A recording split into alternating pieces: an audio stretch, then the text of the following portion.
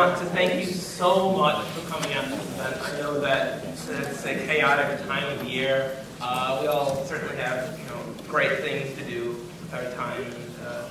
So it means a lot not only to me, but the people I work with. And my name is Ibarra. I founded the Coalition for Tuition Equality, and I've brought together numerous other student organizations, migrant and immigrant rights advocacy, College Democrats, South Asian Awareness Network, Social Work Allies for Immigrant Rights,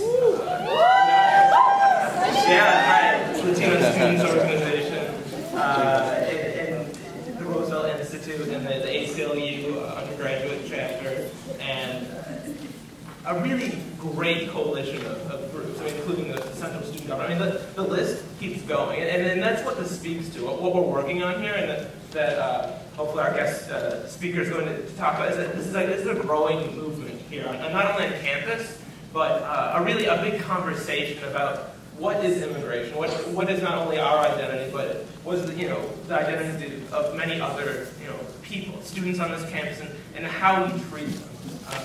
And so what we're working on here is the Coalition for Tuition Equality. Is very much a local kind of conversation about what does it mean to be an undocumented student. What does it mean to make a university accessible to all students, and that it's not just a luxury of those with financial means. So that's something to keep in mind, that as a university, which probably the vast majority of us here, in some capacity, are part of this community. How can we make sure that we are really reflecting the values that we preach in our work, right? Because it's not enough just to say them. It's, as someone that I admire said, values cost money, and we really need to put money, where our mouth is right here. And so, when it comes to making higher education more affordable to undocumented students, these are students that, by no choice of their own, are left in a situation without a Social Security number, without the papers necessary to gain in-state tuition, even though they call Michigan their home. These are the students that we need to really embrace here at the university, but we also need to remember this speaks to a greater problem and a greater dialogue that we need to have about affordability in higher education. And it's not just making sure that we extend in-state tuition rights to them, it's really going farther than that. And so keep in mind throughout all that we're talking about here tonight, is that it's not just making this one part of the residency guidelines here more just. It's about really making sure that not only does this minority student community have access to a university education, but that all students do. And so that's one thing I wanted to keep in mind.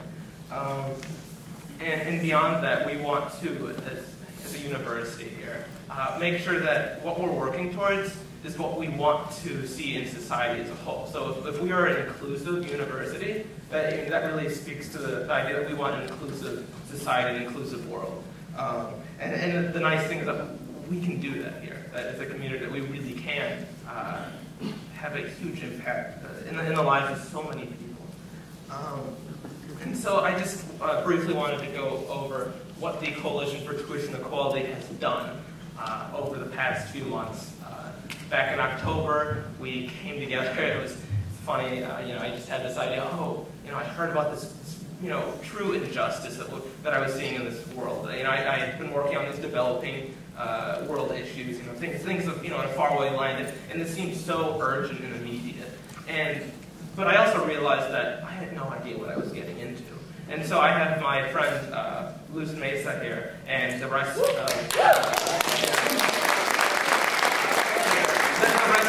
migrant immigrant rights advocacy to really thank, because we came together like, we have no idea what we're undertaking. That 4 months from now, we would be before a packed amphitheater, right? This is crazy.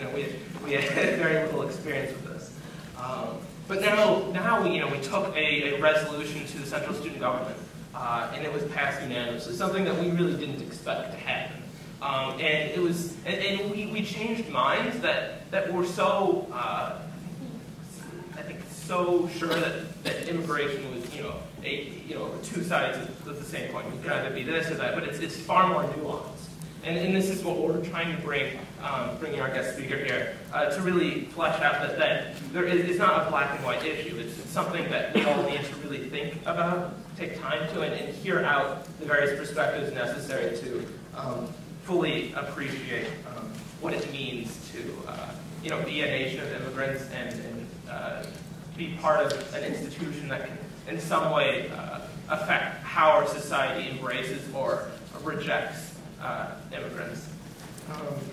And beyond that, we also had an event talking about the policy perspective related to undocumented immigration, great success.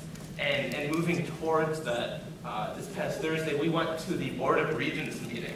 It was fantastic. Over 30 of us were there from a broad spectrum of our coalition. And Daniel Morales, who unfortunately can't make it here tonight, had such an impassioned speech that he, out of his 19 years on this earth, he spent 18 of those undocumented, and his experience, confronting a broken immigration system and how this university has played a part in that.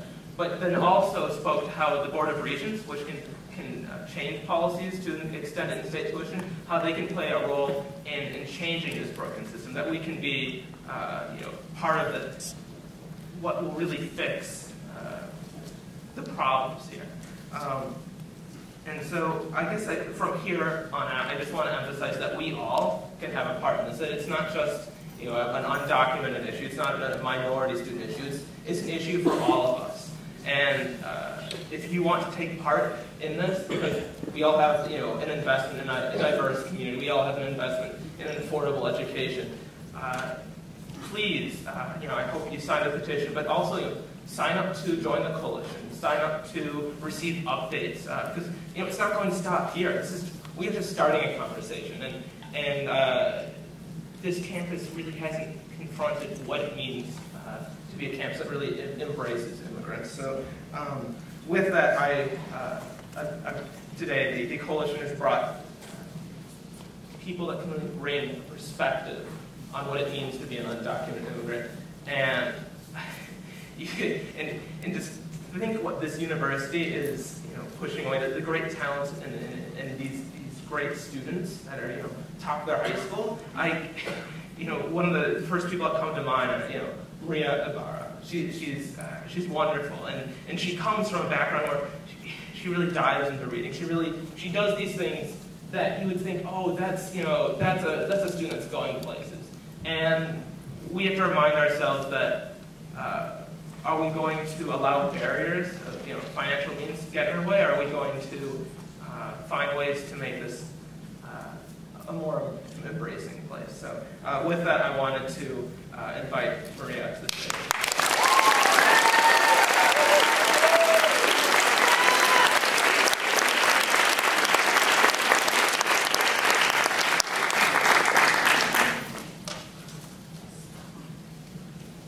Thank you so much for inviting me. It is really amazing to be here.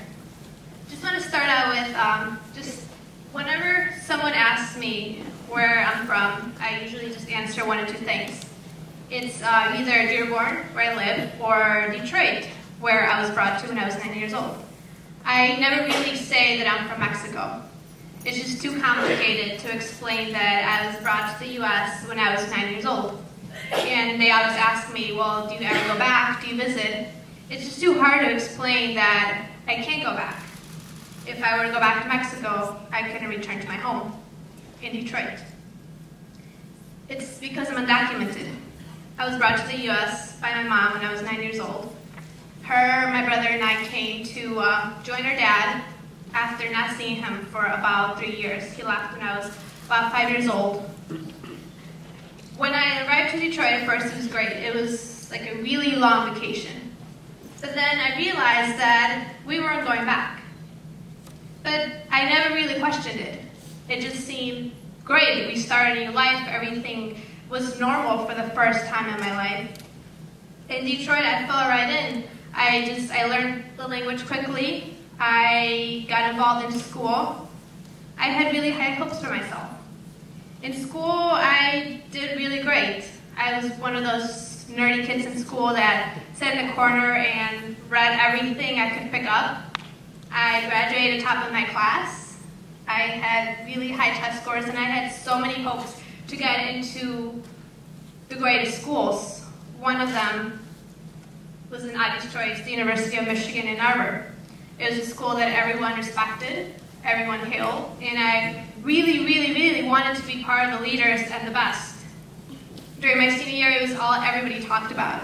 But as my peers and my classmates and my friends were talking about going to school and filling out their applications, I had to keep my status a secret and just everything that it implied. I was ashamed. I was afraid. I was afraid that if I let anybody know about it, that I or even my whole family, which was worse, could be in danger, that somehow they would tell somebody and we could all be deported. And all through high school, I had to pretend that I was a normal student. Well, inside, I just felt so alone. I even described myself as illegal. I felt like I didn't really have a right to an education. I didn't deserve what a lot of my classmates were getting. I just felt like maybe this wasn't for me. And this whole time I was feeling so ashamed, but I still had hope that somehow by the time that I graduated, the laws would change for me. That somehow I would find a way that I would be able to go to school. I like to write a lot, I like to read, and I fell in love with the idea that you can create your own reality on paper. But as much as you want to do that in your head, there's so much out in the real world that you can't accomplish, so much that's holding you back. And as time passed on, I realized that I might not be able to go to college. And the hardest thing was pretending nothing was wrong. None of my friends knew about it. And as they were all applying to all these great schools, I just sat quiet and I was just pretty much hiding behind false hope. I remember my first college application. Before I even asked for my name or my grades or anything, it asked for a social security number. And I was so confused and afraid I didn't ask anybody what to do. I just put it away. And I picked up another one. And it asked for the same thing. And then I picked up another one, and I realized that all these applications were going to ask for the same 9 digits that I lacked.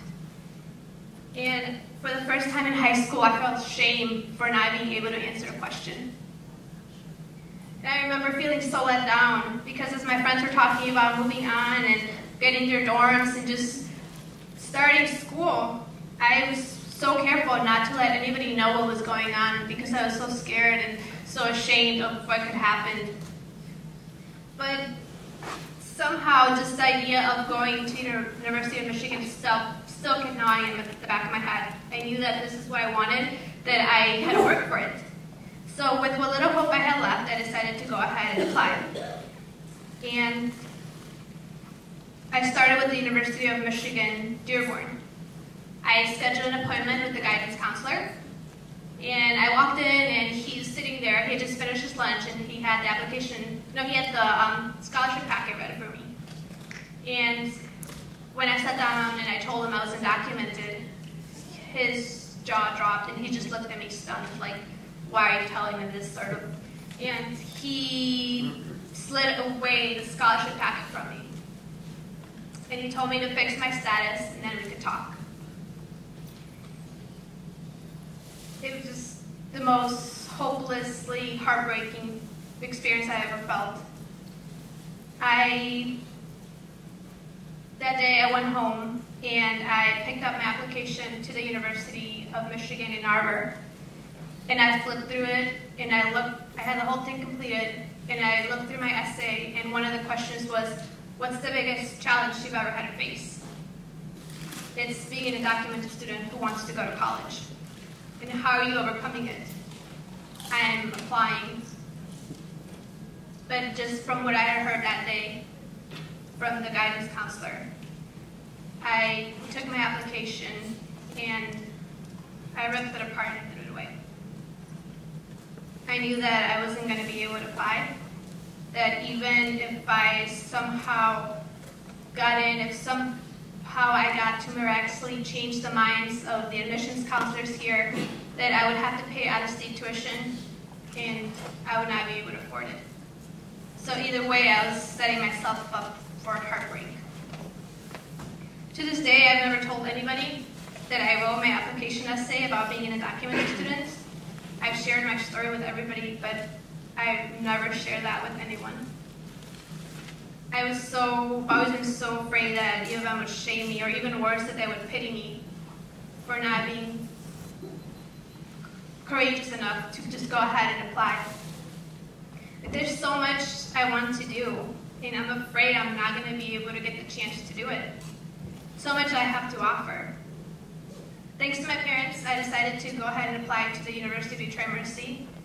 I'm currently a senior, and thanks to them, I graduated in May.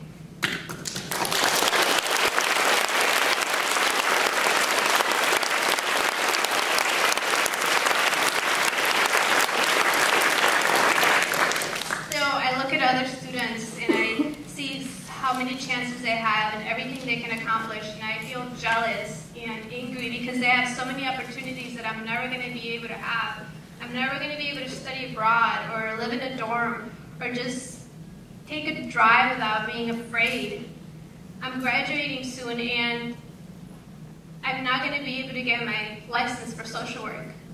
I spent so much money and so much effort, and I won't be able to use it. And in a way, it feels like I'm back in high school because I don't have the answers. Everybody asks me what I'm going to do, and I can't figure out the right answer to give them because I won't be able to use my degree. I'm not going to be able to work. But I look at everything that U of M has to offer, and I know I could have done so much. But you have to move past that. You have to keep going. You have to have hope. And even though there's still so much anger and sadness, I know that there's hope for other students. And there's hope in the DREAM Act. And there's hope in people like Antonio Vargas. I have been, for the past 3 weeks, amazingly excited to get to meet you. I don't know if anyone's out there is a writer or a journalist, but you know you secretly want to win a Pulitzer. And to meet somebody who has accomplished that, who has the courage to come out in front of the whole nation and say he's undocumented, that is beyond belief. It's just amazing. I have the honor and the privilege to honestly meet one of my heroes. I'm so fortunate. Now it's a great honor to get to introduce you in front of all these amazing people. Thank you.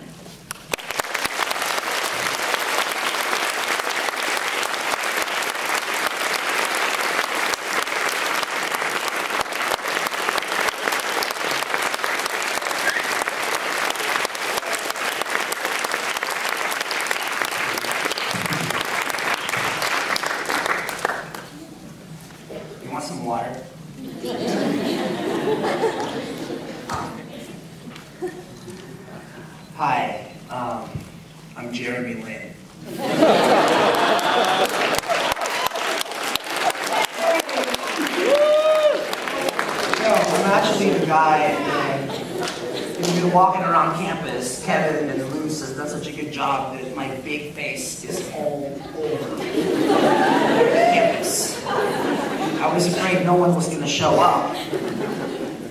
So thank you. And when you get out of here, please do me a favor. Just tear those flyers out.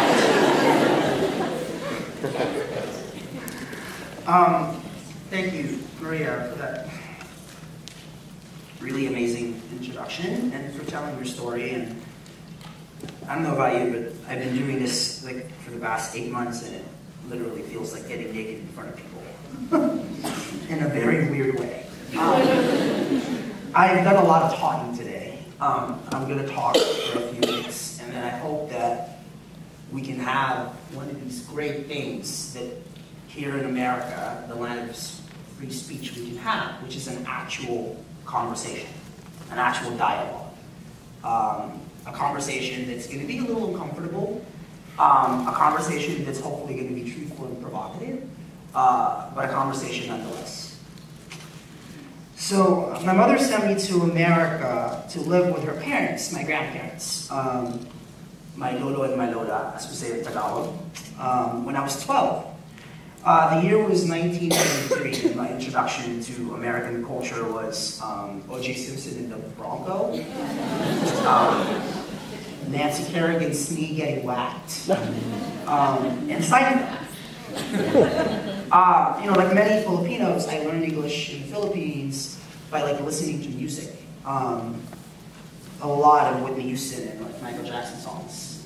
It's funny because I didn't realize that they were African American, that they were black, that you refer to people by the color of their skin until I got to America.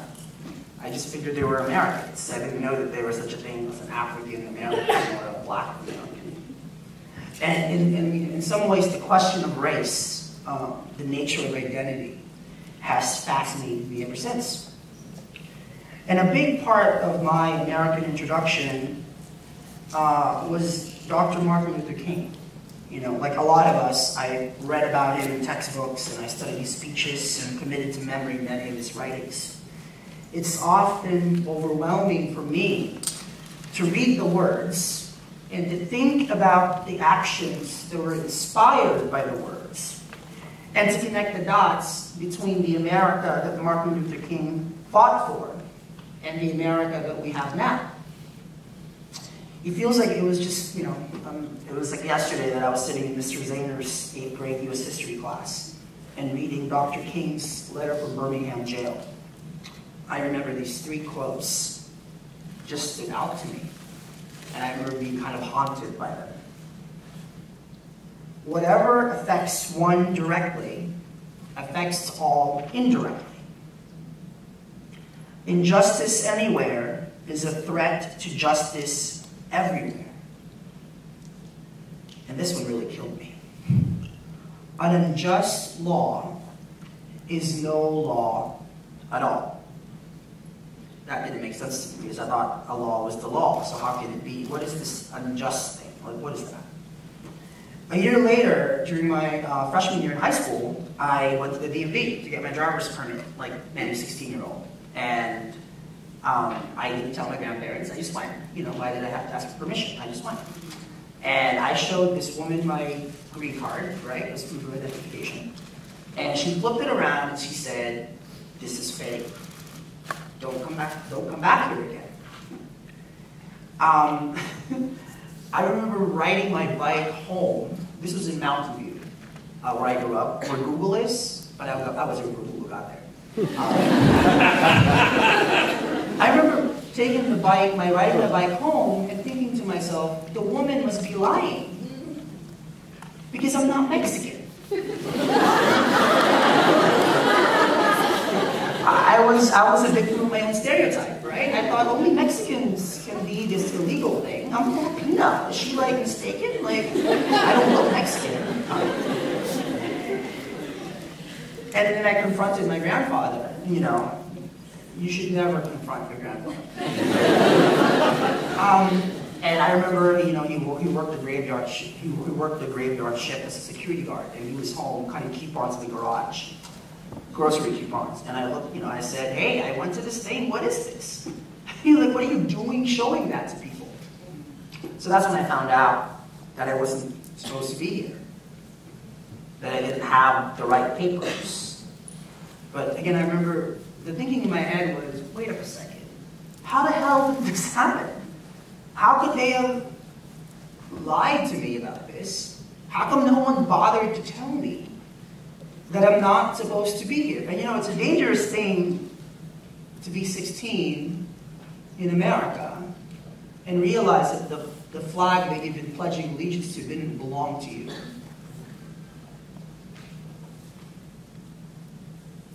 And that life got turned upside down, and that you didn't know who to tell about it. Mind you, this was 1997. I didn't know who to tell. I didn't know whom to trust. I didn't know what to do. And thankfully for me, a year later, my English teacher Mrs. Dewar said I was asking too many annoying questions. And she said I should try this thing called journalism. So, a year after finding out that I wasn't supposed to be here, I discovered a place that felt like I belonged. You know, practicing journalism to me is like belonging to a non-denominational church, where everyone is welcome, and where we don't focus on the who, the what, the where, and the when, but a place where we can actually explore the how and the why. Practicing journalism to me was validating my existence. I profiled Mark Zuckerberg for The New Yorker. I covered a presidential campaign for 2 years for The Washington Post. I've interviewed Beyonce, Newt Gingrich, Al Gore. My articles and my name, they're all over Google. How can they say I don't exist? If I'm not considered an American because I don't have the right papers, because I wasn't born here, practicing journalism to me was a way of earning my citizenship. By working, by paying taxes, because people like me do pay taxes, by contributing to society. You know, but all of that personal issues aside, journalism to me is how we make sense of the world around us and our individual and our collective place in it. And you know, a big part of my job as a journalist, which I've been for the past 13 years, a big part of my job is connecting the dots. And as one of the estimated 11 million undocumented immigrants, 11 million undocumented immigrants across this country, thousands here in the Ann Arbor area alone. We've heard from Maria. We've heard today, actually, I ended up meeting with about 20 undocumented high school and college students from the area. This is a place where Dream Activists was born, where a lot of young Dream activism started. My life, our lives, greatly depend upon all of you, all of us connecting the dots. That's why after avoiding this immigration issue for so long, I decided to tell the truth about my life as an undocumented immigrant for the New York Times. I've written maybe 600 stories since I was 17. Maybe 5 of them have been on immigration. And my real goal in writing this essay, in some ways this deposition, was to tell a specific story that illuminates the greater truth. You know, the best kind of stories are the ones that get so specific that they become universal. That was my goal. Yes, undocumented immigrants are not just Latinos and Hispanics. We're Filipinos, we're Koreans, we're Chinese. Yes, undocumented immigrants are bussing your tables, babysitting your kids, mowing your lawns. But we're also writing news articles. We're attending law schools and medical schools. We're majoring in engineering and biology. We're building businesses and in many instances creating jobs. But most importantly, the message of the essay was, and it's so stunningly simple, it gets obscured, undocumented immigrants are just like everybody else. Our parents, like the parents of our country's first immigrants, came to America in search of a better life. Like everyone in this room, documented or not, we wish to live life with dignity. With or without proper documents, I'm human too.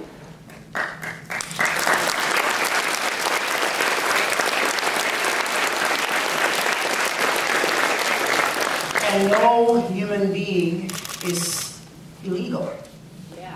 Let me repeat that 2 more times. No human being is illegal. This is why when you hear your neighbor or your mother or your friend or your boyfriend refer to people as illegal, it is actually your job to call them out. And not merely because it's grammatically incorrect, but because it's morally corrupt. On the day the New York Times published my essay online, a small group of friends and I launched a new campaign called Define American. And the goal of Define American is to elevate how we talk about immigration in a country largely built by immigrants. My story, after all, is just one story. In this very room, as I've noted, there are a handful of undocumented people in this room. And there are so many stories to tell. And guess what? The story of illegal immigration is not just the story of people like me. It's the story of the teacher or teachers who mentor undocumented students, right? It's the story of ministers and pastors and faith leaders who opened their congregations to undocumented people. It's the stories of coworkers who worry about their other coworkers who don't have papers.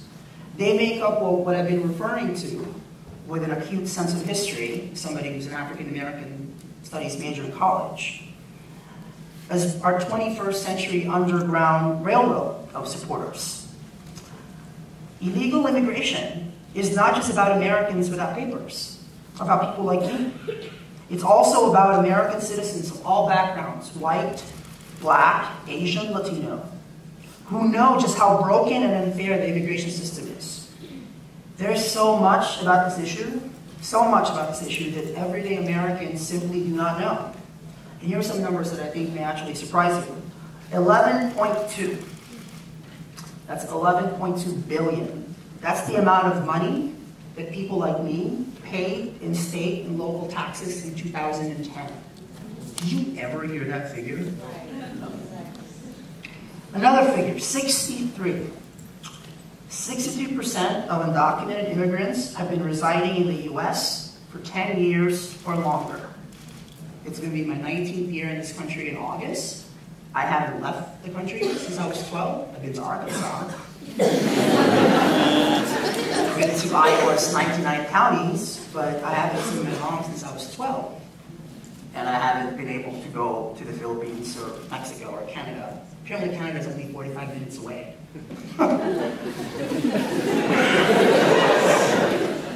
Here's another figure, 16.6. That's the number in millions, 16.6 million Americans who are in families with at least one undocumented immigrant in the household. So when Mitt Romney, in his brilliance, says that people like me ought to self-deport ourselves, it doesn't work. Because when you self-deport, what is my grandmother going to do? She's an American citizen, been here since 1985 and paying taxes. Believe me, if you deported me, she'll go right along with me. That's the reality of immigration in America. And here's my last interesting number, 12.9%. 12.9%. That's the immigrants' share, all immigrants, undocumented, documented, naturalized, legal residents. 12.9% of Americans are immigrants. Right? And we hear so much about overpopulation, about how there's so many of them here. Guess what the figure was in 1890? 14.8. It was higher. The interesting thing, of course, was that most of the immigrants, or all the immigrants coming here in the late 19th century were white, from Eastern Europe, Western Europe, and the fact that most of the people coming to this country since the Immigration Act of 1965, legal and illegal, people coming here illegally, have been mostly Asian and Latino. That's the main difference. So a few months ago, I went to Alabama, which is home to the country's toughest immigration law, and I went because I'm crazy. I went to Alabama to connect the dots, and I actually arrived in Alabama on October 15th. That was the day that the provision was enjoined that said that it was a felony for me to even be in the state. Thankfully, it was enjoined by the court. But what was interesting was in the state of Alabama right now, it's a felony for an undocumented immigrant to get in any business transaction with a government entity. In other words, getting water service in your house, if you're undocumented, is a felony. In 2012, in the age of Obama. If you don't know that, if you did not know that, I'm sorry to say this, but shame on you. And what was interesting in Alabama, I was there for a week, was shooting these videos with a Hollywood director named Chris Weitz. He did American Pie, About a Boy, one of the Twilight movies, and the second one. And we did these videos to show the real Alabama. And I'm going to show you one right now. that was shot actually the night of my first night in Alabama. And it's a video of a drunken man. He's talking to me at a sushi restaurant. It's a pretty good sushi restaurant in Birmingham. While I was interviewing the manager, who was very supportive of undocumented immigrants, who said that the best workers he's had have been undocumented immigrants. And this guy interjects in the conversation. The second person you see is a teacher, an elementary school teacher outside of Birmingham.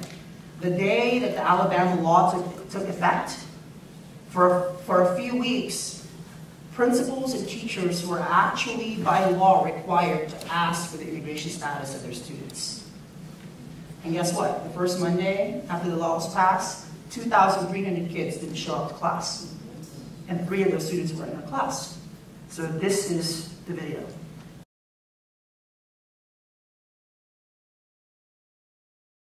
So you agree with the immigration law? Yes, I do. Get the motherfuckers up out of here. That's what I agree with. Yes. Yeah. Bye-bye. Bye-bye. I was upset to hear that my students might be gone the very next day. Get your papers or get out.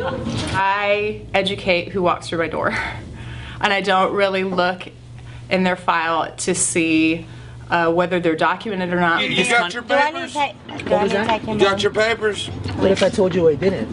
Well, then you need to get your ass on then. What do I tell the students so far? I've just been telling the students that I love them every day and I'm so happy they're in my class. Go home, man. Let's go. No, we're not going nowhere. I'm chilling. You shut up. Quit being a shit ass. Shut your face. Don't embarrass me. What I do ask my children is about their life and who they are and what their life has been like their story. But it's not about documentation for me, it's just about their story. By the way, the talk with the guy went on for 17 minutes. You know, I was really afraid because I hadn't done karate since I was in middle school. And I didn't want to pull my Asian out of me, you know. Unless this was pre-Jeremy Lin, so I wasn't sure if it was going to work out. But thank you, it was so interesting because actually, also in Alabama, I did like a Jay Leno Man in the Street thing, you know, outside of a Coast department store for 3 hours. I spoke to Alabamians, 12 Alabamians, most of whom said they supported the law. What was staggering was when you actually asked them, well, what's in the law? They couldn't quite tell you what was in the law. One woman, a Republican woman, Kathy was her name, she was in the late 70s, she was an accountant, she won't give me her last name. I'm a journalist, I collect these things in my head. She goes, oh, when I told her that, oh, by the way, ma'am, when you say illegal, I'm actually one of these people you're talking about. Oh, but I'm not talking about you. And then she says, but you speak English so good.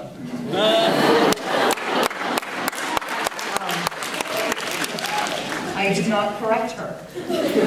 Another gentleman said, wait up, you're from where? The Philippines. And he said, isn't the Philippines a protectorate of the United States? Not since the Spanish-American War. After being in Alabama for a week, what was so staggering is Birmingham is 7% Latino. Alabama is 3% Latino. You talk to people in Birmingham, you would think that J-Lo had encamped in Alabama with all of her dancers and just started making the place all Latin or something. You know, it's really interesting what happens when you face what you fear. Because I think some people realize that what they fear is actually something within them and actually has nothing to do with it. And after being in Alabama, a couple of months later, I went to Iowa, because I really am crazy, to follow the GOP caucuses. And what was interesting in that trip was how many people, white evangelical voters mostly, talked to me about this idea, this question of, where is my America going? They would say, right? And you know, if you think about it, we are living in an age when Michelle and Barack Obama are in the White House. Beyonce and Jay-Z is the Michelle and Barack Obama of pop culture. Jennifer Lopez is the most popular judge in American Idol. Right? And Asian Americans are all over colleges. And there's Jeremy Lin, right? When white evangelical conservative voters in the Midwest, in Iowa and Ohio and Arkansas, say, where is my country going to? I think that's what they mean. What's interesting too is they're talking to somebody who looks like this, whose name is Antonio Vargas, who majored in Black Studies, who's openly gay, who's undocumented. Beat that with a stick. And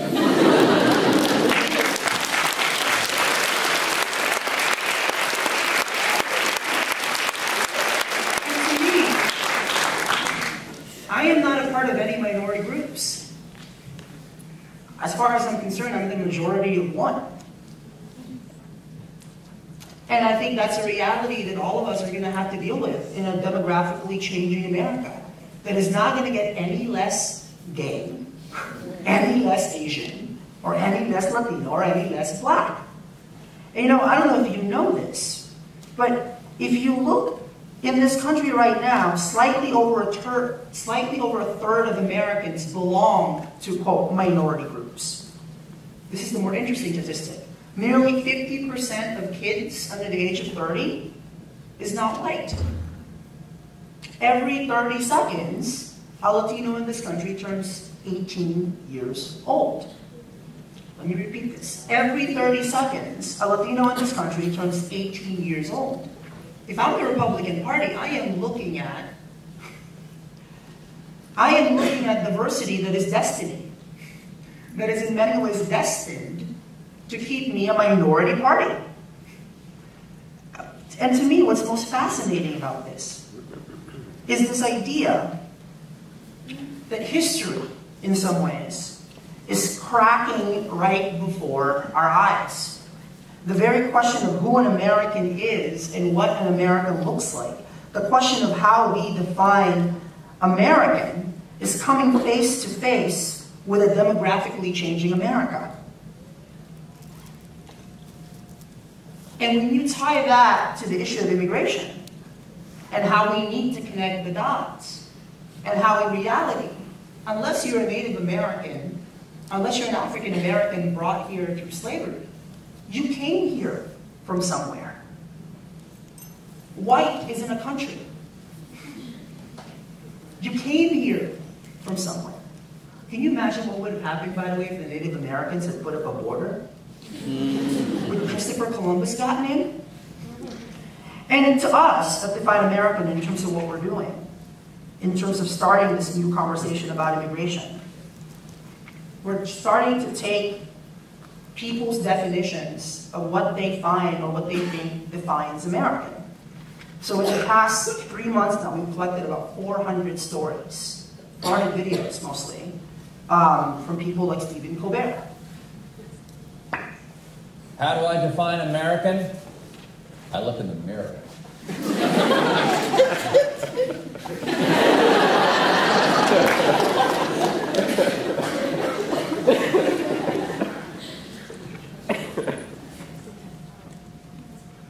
You want to tell them that? Because I'm confused. Go ahead. Sorry. Hi, everyone. So we're over capacity right now. The fire marshal came. So anybody who's not sitting in a seat will have to leave through one of the doors. And at the door, there's going to be a sign-up sheet. And tomorrow we'll send you a live stream of the speech. And oh my God. How about people who want to give up their seats? Give up their seats to other people. Okay, so let's do like a 1-minute transition. If you want to leave and give your seat up, but not everybody leave though. Like we leave kidding. Okay. That was an interesting exercise.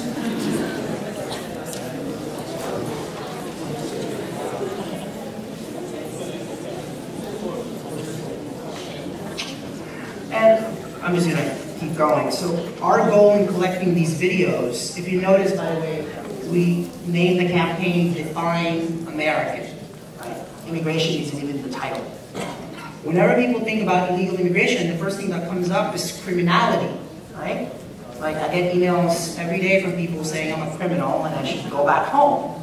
I don't know if they mean my home in Mountain View or my home in New York, but they say go back home.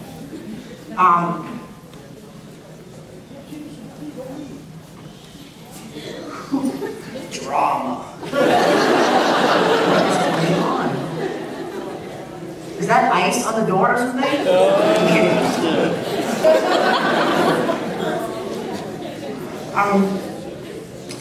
And for us at Define American, it's really important to collect stories from people to make sure, in terms of broadening the conversation, that immigration is not just about an issue that is the province of Hispanics and Asian people. We need as many white voices. We need as many black voices. We need as many undocumented voices of teachers, of coworkers, of pastors, of coaches, of these people that know who we are as people, not as a political chess game, not as a nice little ad for Mitt Romney or Newt Gingrich, but as people. And here's a really interesting story here of a woman named Julie Erfel. Her husband, Nick, was actually a cop in Arizona who was killed by an undocumented immigrant who was previously deported. So this is her story. Hello, my name is Julie Erfel, and I'm the creator of the blog politicsuncuffed.com.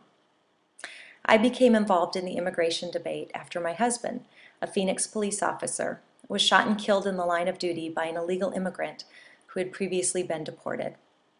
My husband's death set fire to an already heated debate and sparked many of the policy and legislative changes that have really come to define Arizona politics.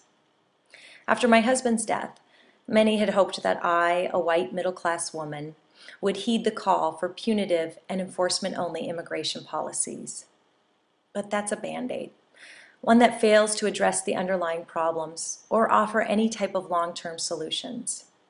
Instead, it creates a wedge issue, one that encourages division and fear and myths and shuts down the very dialogue that could bring about solutions. I refuse to be a part of that equation because America can do better. My family came to this country several generations ago for the same reasons today's immigrants come, for a better life. And they found it. But what they also found is that part of what makes America so great, so exceptional, is that you can be an American and still embrace the culture and traditions of your past. And to me, that's what being an American is really all about. It's about loving the land you live in while still celebrating your heritage. It's about this eclectic mix of individuals from all across the world who come to this place for this democracy. It's about the ideas and cultures that mix and melt into one country bound by one common and overriding value, a love of freedom. It's what makes us exceptional. It's what makes us American. Hello, my name is Julie. Do you ever hear her voice, somebody like her on cable news, talk about immigration? No. We've pitched her on Fox, we've gotten her on NPR a couple of times, but these are not the kind of voices that people want to hear from when people talk about immigration. And it's the voice that we really need to start hearing from. So the other video that I wanted to show you, the last video that I wanted to show you, is from a guy named Victor, who I met while I was in Alabama. Victor crossed the border when he was 6 from Mexico. It was a 4-day trek, apparently, to get to this country. And I don't know about you, I don't think the human race, I don't think we've invented a wall or a border that defeats the human spirit. If people want to come, they're going to come. They're going to find a way to come. So they came. When he was 6, he's 19 now, graduated from high school. Like Maria, struggled in terms of figuring out where to get to college. He's still not in college. But he's the kind of kid, you know, smart as a whip. The kind of guy who during US history class actually scored the highest score on a citizenship test. And then the teacher said, well, wait up a second. Oh, yeah, you don't have papers. And when I asked him how he defines American, which I'm going to show you right now, I should just tell you that this was not at all scripted.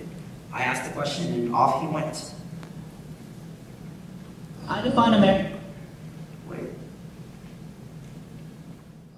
American as a betterment of the self. America to me is a country as well as an idea, as a belief and a notion that you can move upwards. American to me is a desire to better yourself, to better your surroundings, and to better the country that you immigrated from. America is hard work. America is determination, it's drive, it's passion, and it's something that has survived the test of time. Desire, a want, a passion to better yourself, while at the same time providing a better future for the generations that follow you. That to me is synonymous with America and is an encapsulation of what it means to be an American. I define America so he said this, and it was kind of a long day, and we were standing outside of his motorhome, his house, his dad's motorhome. So his dad owns 6 motorhomes. He actually has created jobs as a contractor, and he's undocumented. Now the dad was trying to figure out, they want to move out of Alabama because the law is just so crazy. But they couldn't figure out a way, how are they going to sell the motorhomes? They're not allowed to get in any business with the government. They own 6. What are they going to do now? And you asked him how he defines American, and what did he say? He said he defined American as the betterment of the self. So I kind of like, lost it after that. This is an all-hands-on-deck moment in this country. One of my friends recently said to me that I'm a walking uncomfortable conversation. And she's right. And one of my goals is to help start a more truthful conversation that gets at this uncomfortable conversation, right? How do we broaden this conversation? How do we better understand how immigration actually works? Mind you, the immigration code, people will tell you, is even more complicated than the tax code. Why can't somebody like me, right, who's been quote-unquote successful, can't find a way to make myself legal? I can't just marry my way into it like Sandra Bullock in The Proposal. It doesn't work that way. First of all, I'm gay. And unfortunately, because of the Defense of Marriage Act, even if I did get married to somebody in New York, which recognizes same-sex marriage, the federal government won't recognize my marriage. And immigration is a federal statute and not a state one. So in some ways, I'm kind of like a third-class citizen. How do we bridge the gap between how elected officials and politicians talk about illegal immigration, how Mitt Romney and Gingrich talk about it, and how the public views illegal immigration? Here's an interesting statistic.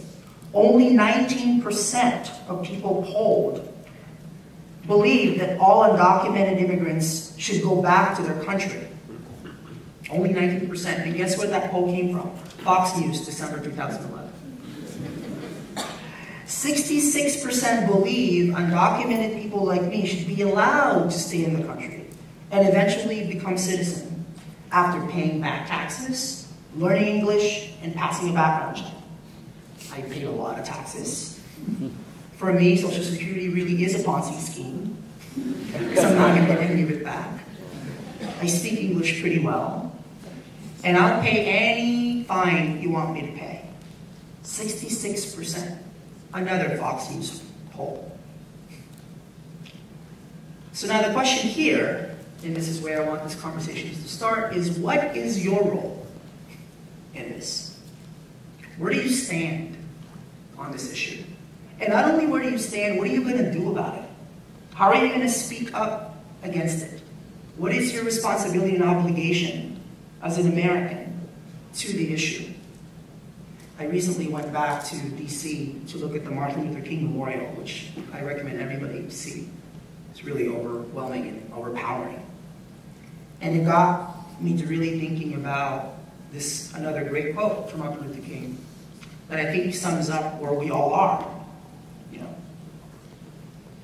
He said, history will record that the greatest tragedy in this period of social transition, and we are in another period of social transition, is not the strident clamor of the bad people, but the appalling silence of the good people.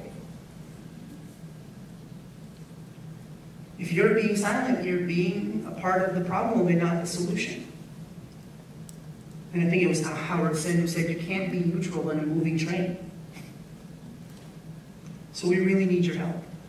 We really need to get this conversation started. And we need you to feel like you're a part of it. Thank you so much for having me.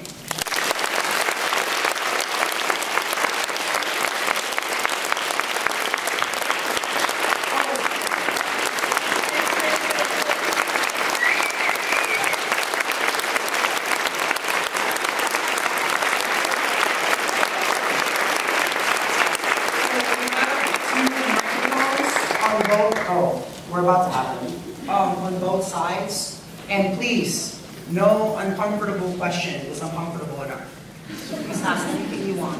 Yeah, so you guys can make 2 lines, one with Moon and one over here with me if you have questions, and then we'll take each question. And if you're shy, my Twitter handler is Jose is writing, and I promise I won't stalk you if you want to ask me an uncomfortable question on Twitter. Oh, come on. Hi, how are you?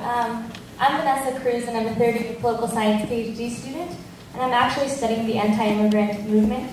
And so I just want to thank you for being here today, and thank Kevin and Luz for putting this event together. I'm very, very proud of you guys. I wanted to ask you about what you were alluding to while you were trying to demystify a lot of the myths that exist about immigrants and stereotypes that exist about immigrants, about Social Security and who they are demographically. I've learned that I've spent a lot of time trying to demystify those realities when, in fact, public opinion about immigration is not based on fact. It's based on prejudice and racial stereotypes that people have and hold against immigrants. And so when you said that, there were people in Alabama where the reality is that they only have 3% of Latinos in the whole state, and 9% or 7%. You're just pointing out the fact that there aren't as many Latinos there, so we don't understand why they're so starkly against Latinos. Well, the reality is that it's not based on fact. So how do we move on and create legislation and policy and get people on board knowing that? I'm not sure legislation, again, can you hear me? I'm fine. It's something even bigger than legislation. It kind of strikes at the heart, of being human. What I find most interesting about this, especially considering about the University of Michigan, so why don't we just talk about race?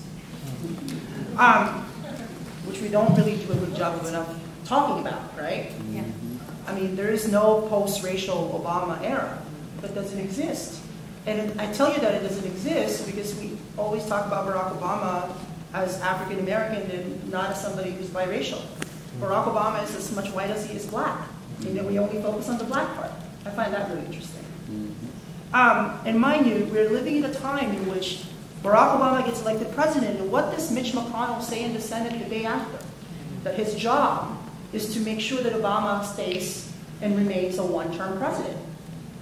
The moment Barack Obama gets elected, the birther movement happens. Now, what luck do I have if the democratically elected president of this country is being asked for his birth certificate? I'm really screwed. Right? I mean, that's what we're talking about. And to make it even more uncomfortable, what is the conversation that we need to have with white America, and who's going to have it with us? And please disagree with me here. Please disagree with me. In my experience, I've found that only white people can really only talk to white people about white privilege. In the same way that white people can't talk to African Americans about using the N-word, or talking to Asian Americans about using the C-word that we've heard about in the past couple of weeks. I mean, these are really hard conversations to have. And I don't want to throw around the R word, that it's racism. I could have easily, in Alabama said that people are just being racist. In some ways, it just obscures the topic. And all I know is no piece of legislation can legislate what happens with the human heart and what people think and what people feel. Not just that, it's interesting what happens when people realize that, oh, but you're just like me. You may be gay, but you're just like me.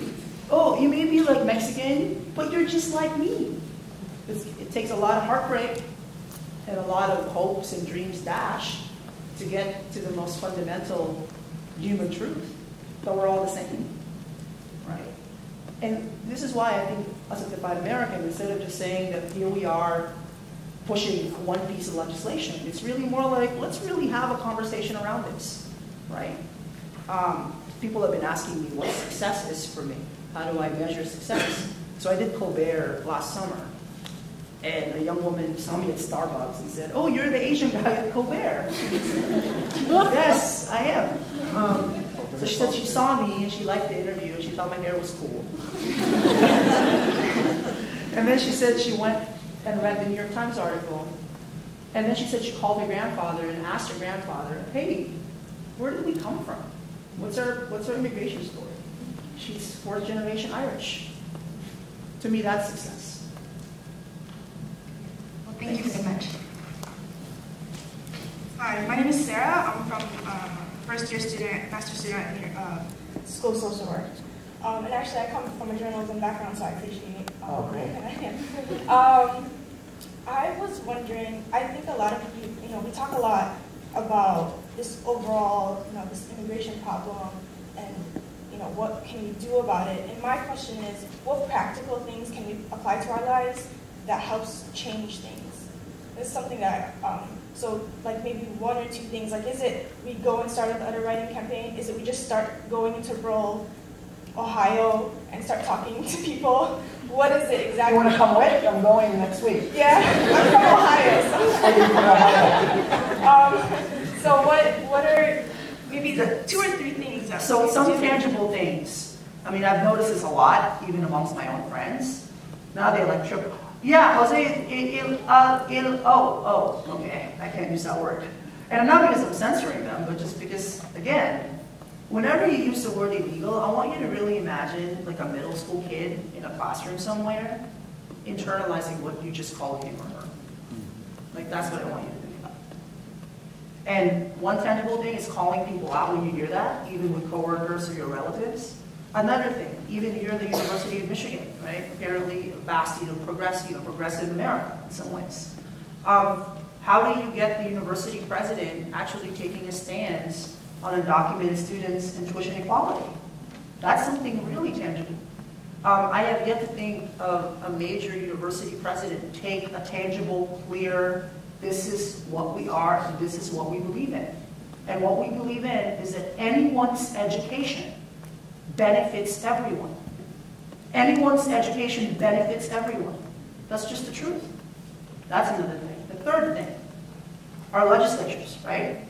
How do we keep them honest and how do we hold them accountable? One of the saddest truths about what's happened in the past couple of years is President Barack Obama, who's the son of an immigrant, who came to America through a student visa to study in Hawaii, has deported more than 1 million people. That's more than George Bush ever did in 8 years, right? So how do we hold people accountable? I think those are kind of 3 tangible things that I could easily think of. Thank you. We have a question. My name is Neil. I just got my green card a few months ago. Congratulations, man. Can I see it? No, I'm kidding. But I think a lot of this debate revolves around, I think, the fundamental question of fairness. I don't think that anyone or any serious person, with the exception of perhaps David Duke and Tom Tancredo, would doubt the, vitality and Latina immigrants and Latino immigrants and Asian immigrants bring to this country. What concerns, I think, most people is how do we address this issue while being fair at the same time? Because I think you must know that.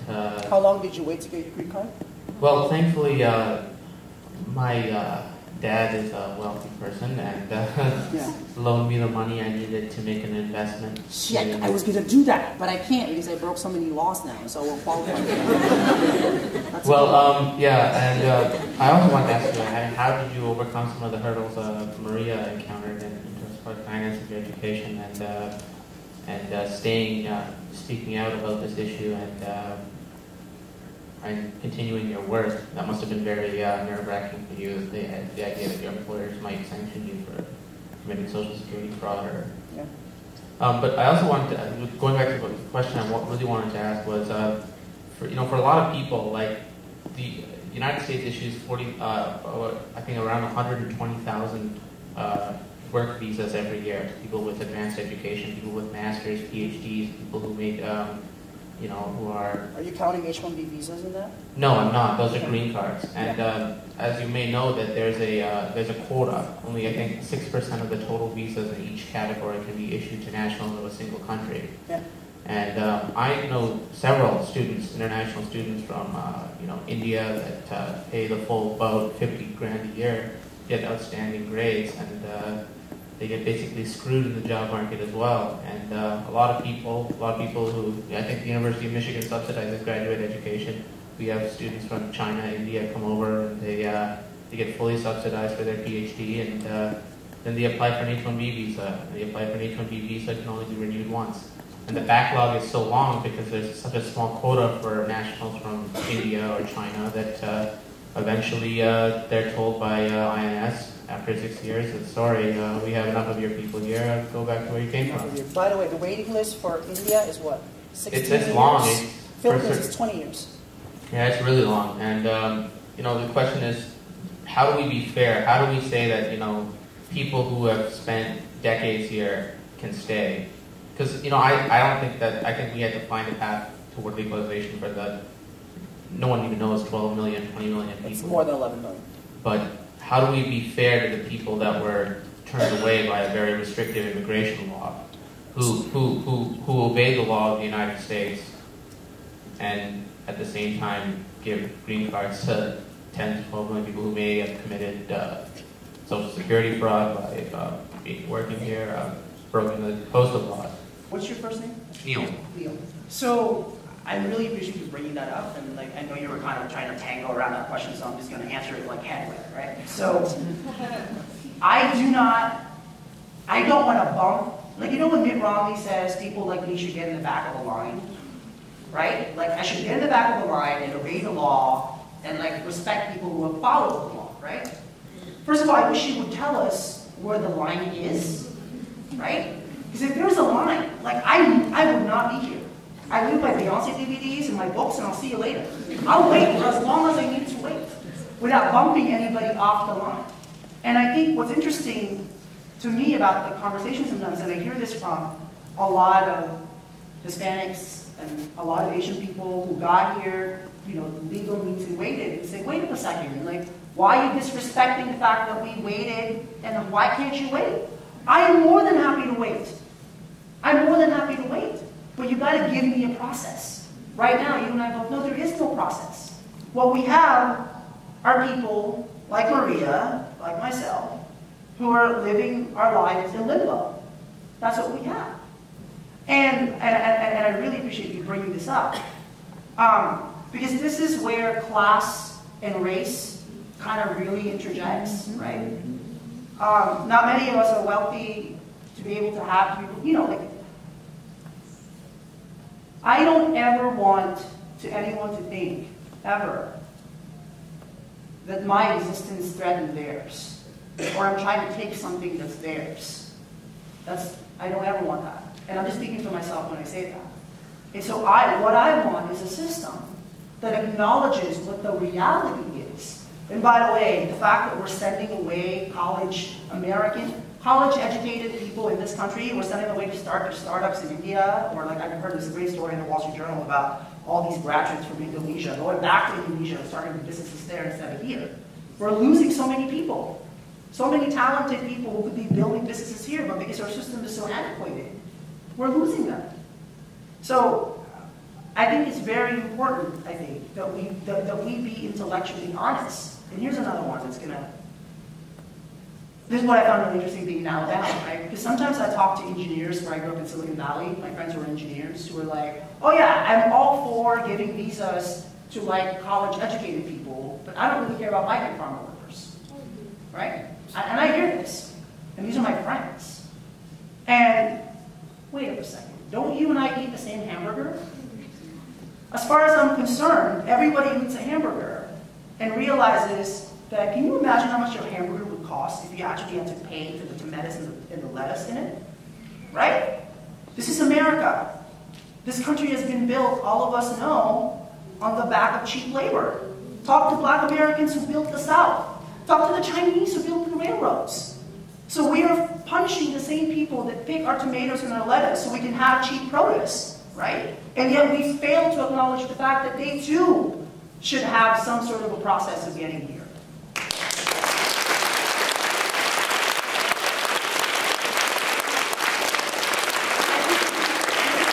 Intellectual honesty that we need to have. And it's really sad to me because, you know, in Silicon Valley, unfortunately, diversity mostly means Asian and white workers. There's not a lot of Latino engineers in the Valley. I know this, I'm from there. I covered social media before it was called social media. There's not a lot of black engineers and not a lot of Latino engineers. I mean, that right there is a big problem too. But these are the kind of, now that we're approaching this demographic reality in which we're becoming a minority-majority country, so much of what we usually fall into when we talk about race don't apply anymore. You know?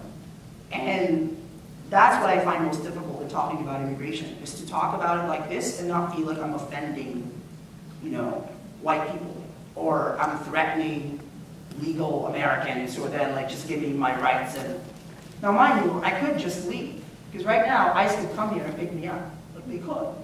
If they did, all the Filipinos would come protesting. But you know, I decided that I'm going to dedicate 2 years of my life to this.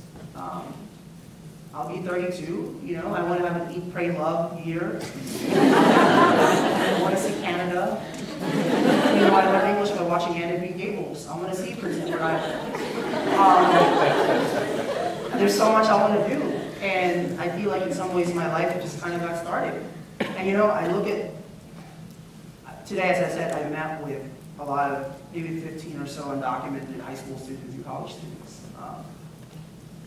By the way, when you hear about the DREAM Act, you hear about the valedictorians or the lawyers or the engineers or the doctors. Well, guess what? Not most people are engineers, doctors, or lawyers. Most people just want to live their lives with dignity. And you know, I have a really hard time looking them in the eye sometimes, because I did what I had to do to survive. I lied. I mean, that's why, you know, I'm like apparently years of fraud, Social Security, the driver's license, checking at the boxes. I lied because I wanted to exist. I wanted to contribute. I didn't want to just mow your lawn and babysit your kid. I didn't. And I'm looking at the students. I'm looking at where they are, and I'm hoping that they stay strong. I'm hoping that they don't give up. Because the most dangerous thing about stereotypes is when you start living up to them. And we think that we're just the people babysitting your kids and mowing your lawns and serving you drinks. We're more than that. You know that. We know that. Okay, just one more question. First of all, thank you for your talk. I really enjoyed it. And I'm a fourth-year PhD student in American culture.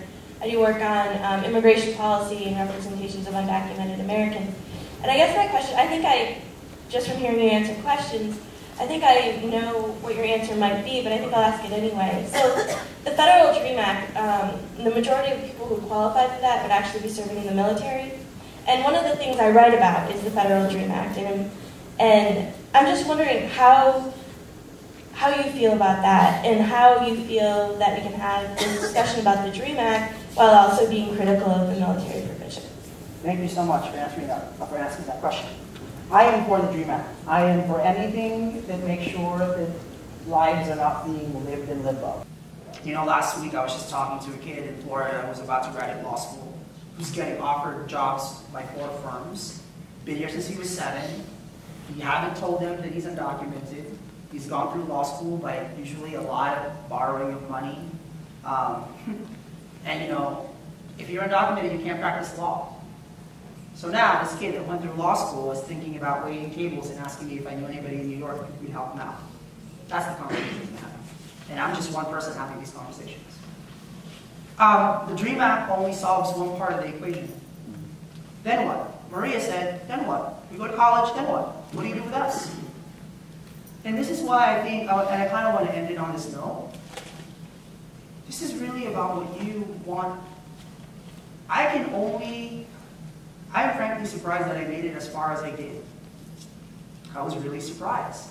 I remember when I had to go cover the White House state dinner for the Prime Minister of Japan. It was like, what if I give them my card? I mean, of course they're going to find out, looking through the system, that this is not real. I mean, forget the Salahis. Like, I went through the freaking thing, and like, no one ever found out. And to me, what this is about is what you want out of us, how you see us. This is what this is about. I have done everything I can possibly do. A lot of these students are doing everything they can possibly humanly do. We're not perfect, we're human. But the ball is kind of on your court. And this is why we need your help.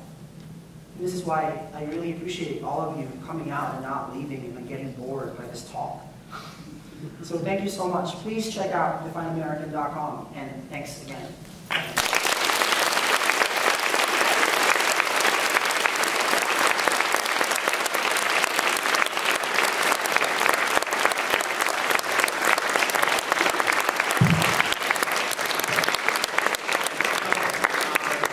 I really want to thank Antonio Vargas.